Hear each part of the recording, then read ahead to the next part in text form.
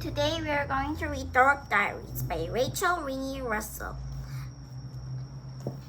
Today we are going to read pages 79 to 99. So let's start. Saturday, September 14. I've had the most horrible week ever. Why? Because McGeezy had been trashing my life.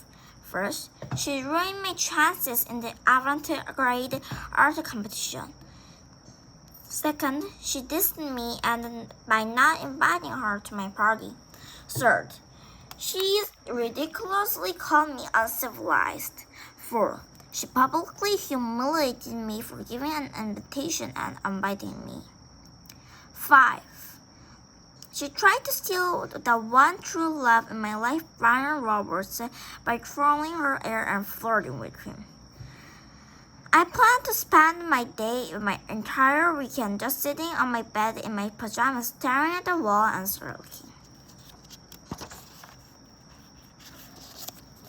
Which strangely enough seemed to make me feel a lot better. Me getting my sock on. But my plans were completely ruined. Around noon, my mom came bouncing into my room cheerfully and announced that for lunch we were having a family cookout on the grill. She said, "Honey, get dressed quick and come out to the backyard and join the fun." Well, obviously I was in the mood for fun and I just wanted to be left alone. And I didn't like hanging around in the backyard because I have seen fairly large spiders out there. I have a thing of spiders. They creep me out. Also, my physician diagnosed by being highly allergic to pests in human blood, such as spiders, mosquitoes, leeches, and vampires. My motto is bloodsuckers cannot be trusted. Anyway, when I went outside, my dad was all dressed in matching chef hat and apron that we got him for Father's Day. It said, "My dad is the world's greatest cook."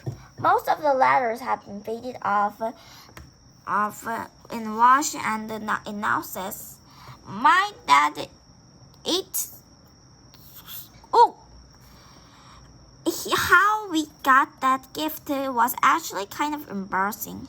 My mom drove me to Brina to Walmart and gave me $30 to spend on a nice Father's Day present for Dad. But Brina bought a tattoo and tan fashion doll from $90.99, and I bought a new Miley Cyrus CD for $40.40. We only had 6.1 left. Our to use for that, which wasn't a whole lot of money.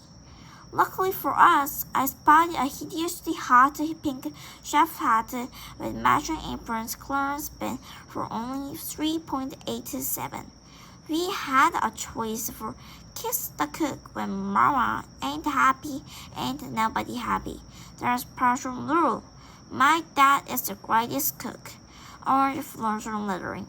And since it was dirt cheap and we still had like $2.14 left by Father's Day card, I convinced Brina that Dad would much have rather handmade card from us that she would make free using notebook paper, crayons, and glitter. She bought into it, and I used the last few dollars to buy me a popcorn and a large strawberry mango smoothie. The snacks tasted good, considering the fact I was starving at the time, and they had come from Walmart. Who would think that Dad would love the tacky gift so much? "This is absolutely best Father's Day gift I ever received in my entire life," he said, and got all teary-eyed. Which is not saying much because every year Brianna and I outdid ourselves finding cruddy Father's Day gifts.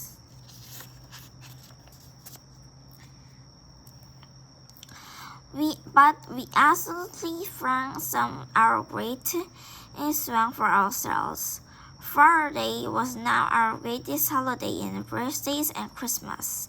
Anyway, my dad was grilled meat over our favorite brilliantly whistling out disco tunes. Then, out of the blue, suddenly developed a mango problem. And not with the whistling, but the grilling. I guess you could call it a bug problem. So, when he told me to run a house and get a pig kind of bug spray, I felt really bad about it. I was like, Dad, are you sure? And he was like, I don't plan to destroying my $20 sticks with pesky flies. Well, that was a big mistake because the bugs were not pesky flies. Our family barbecue picnic, a story in pictures. Bzz. Shh. Bzz, bzz, bzz, bzz. The end. You'd think an experienced trader would recognize a fly when he saw one. Unfortunately for that, he was dealing with a nest of wasps. A very angry horned wasps. Well, our cookup ended up being a total disaster. To make that feel better, we complimented him how handsome he looked with a snazzy little soft hat and apron. Even though he was a little dirty from knocking over the neighborhood ladies' rubbish cans when he was running away from the wasps. Poor Dad! However, the good news was able to go back into the room and put a few more hours of instead soaking. Woohoo! Monday, September 16. Today we had our math test on calculus volume, and I was really nervous, mainly because I'm not that good at maths. The last time I got a decent grade for the subject was back on the first grade, and even though I almost got half the problems wrong. It got happened and I sat across and rested correctly, the smartest girl in the entire grade. We were actually talking on the test edition when I accidentally noticed that Andrew's teacher to one of my problems was different than mine. So, in the last minute, I decided to cross out my answer with X and use the one which came out with. It was a good thing I did so because I got an A on my test. My teacher was so pleased with miraculous improvement. On a good day, I usually did D plus work. She gave me a smiley face and a gold star. I'm the only genius underestimated earned a smiley face gold star.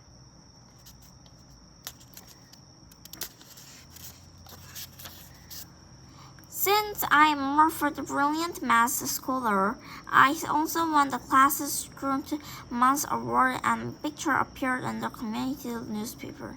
Nikki Waxberg, me in first grade with a perfect score in a math test after Andrea Markey kind of helped me out a little bit.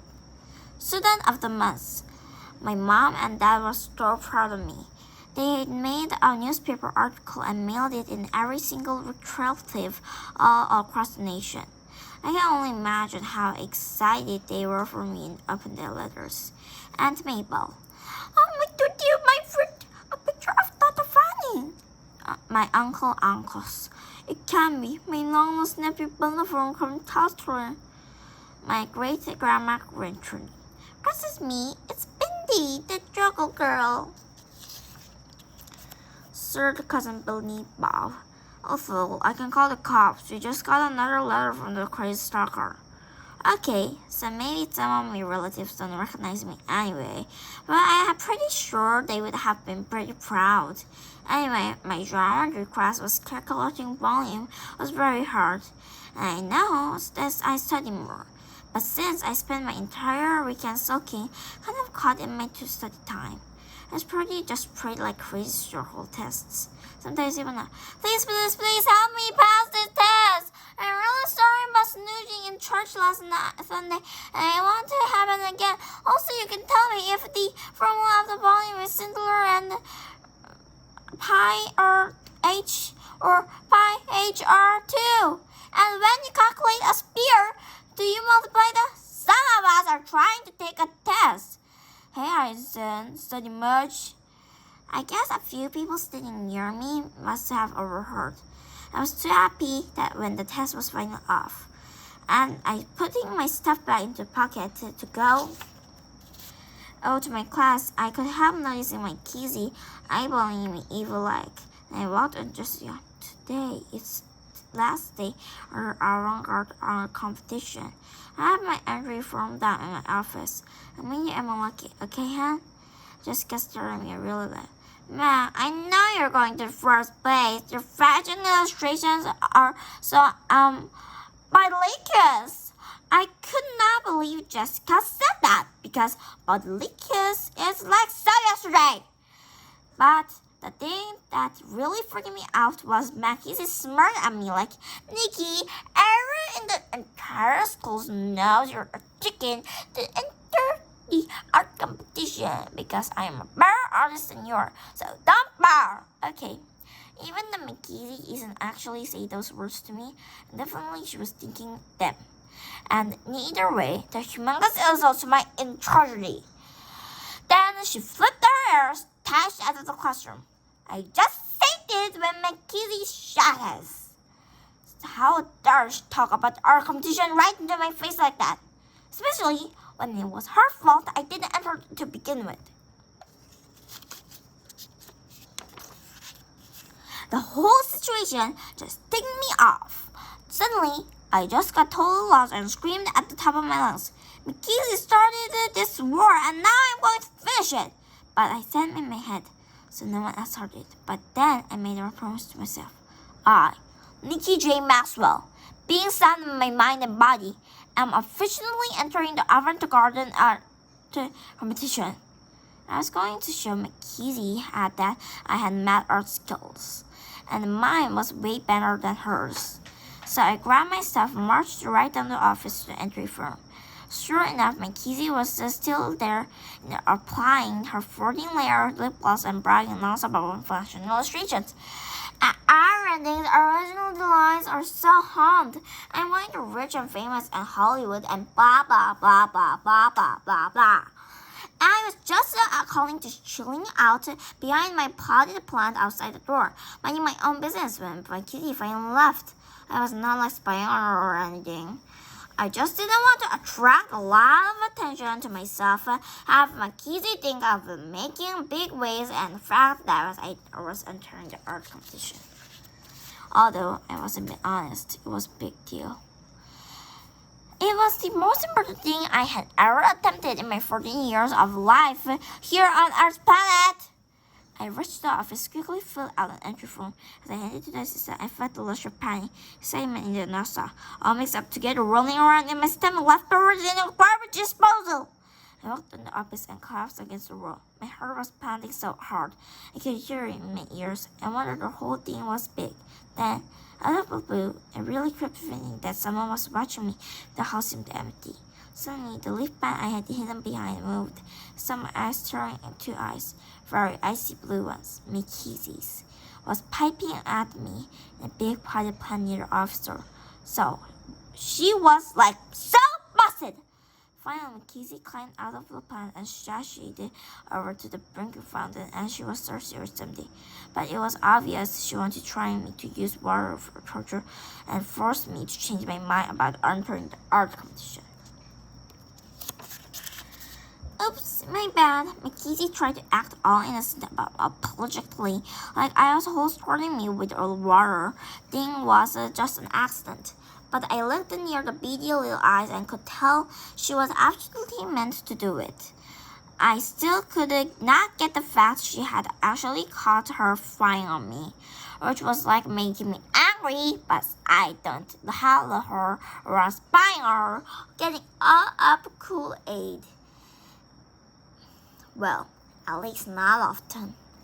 Today was like totally unexpected, mainly because we were turning entire art competition at the same time. But to stoop so low and spy on me, that girl is one sick little puppy.